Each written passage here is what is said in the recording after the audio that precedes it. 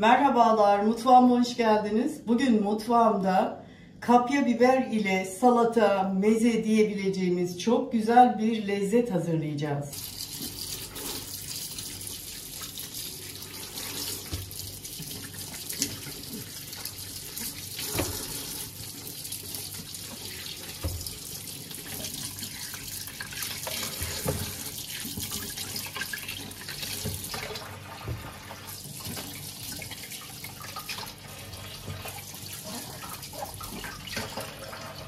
Biberlerimi güzelce yıkadım, kapya biberlerimi. Şimdi airfryer'de güzel bir közleyeceğiz.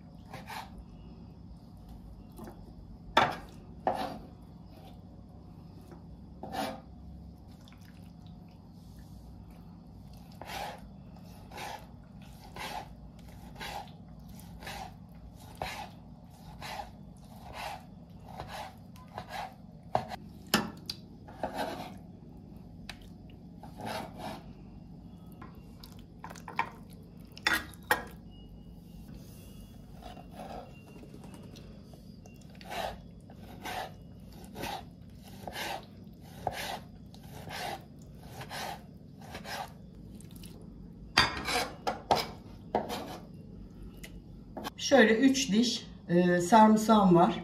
Tavamın içerisine rende yapıyorum.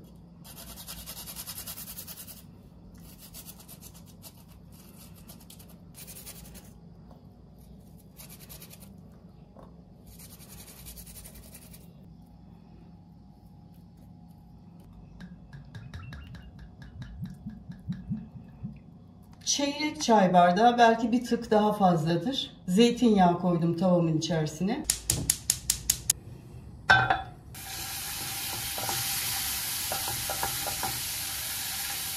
Şöyle 1 çay kaşığı biber salçası koyuyorum.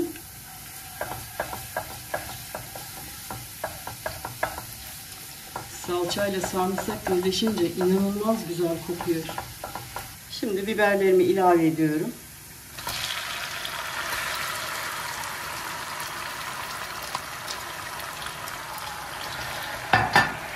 Ocağımızın altını kısalım.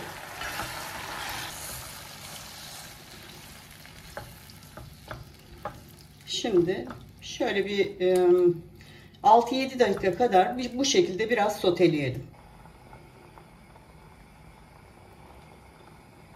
Şöyle bir çay kaşığı tuz ilave ettim.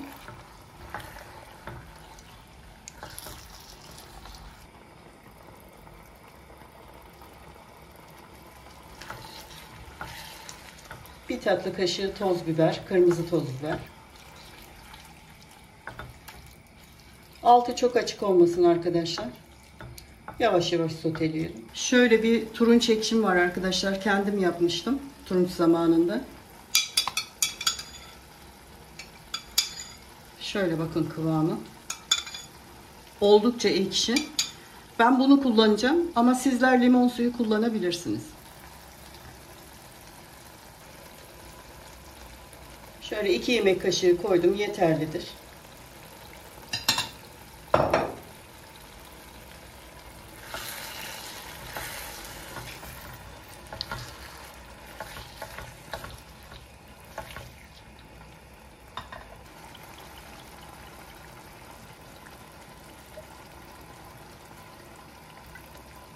Şöyle 1,5 yemek kaşığı kadar da nar ekşisi koydum. Fazla değil, 1-2 dakika daha bu şekilde sotelemeye devam edelim. Evet, şimdi altını kapatıyorum. Şöyle bir tutam maydanozum var. Üzerine hemen doğrayacağım.